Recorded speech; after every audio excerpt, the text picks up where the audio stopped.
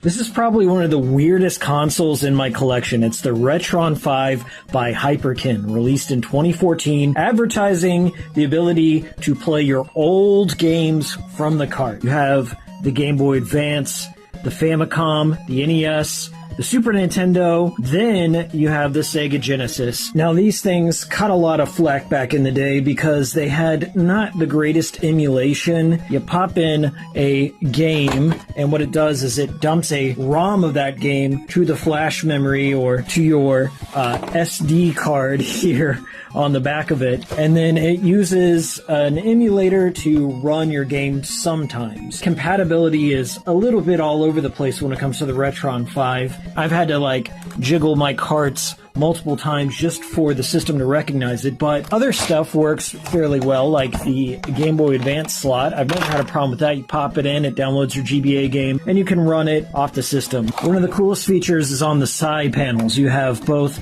a left and right side panel where you can pop open these little dust covers here, and you can put in a Sega Genesis controller, an NES controller, or a Super Nintendo controller. I've got my NES right here, so let's pop that in, and there you have it. Sadly, it also comes with a proprietary controller that is wireless. It charges with a micro USB up there. It comes with this clicky stick, not a real D-pad per se, and then all your buttons needed. They're also very clicky.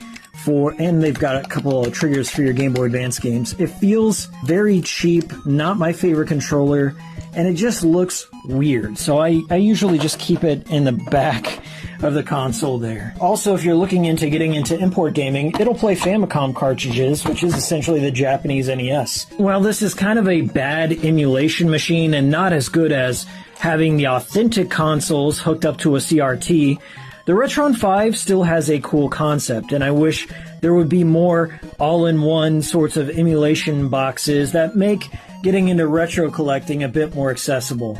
Anyway, that's all I have. See you next time.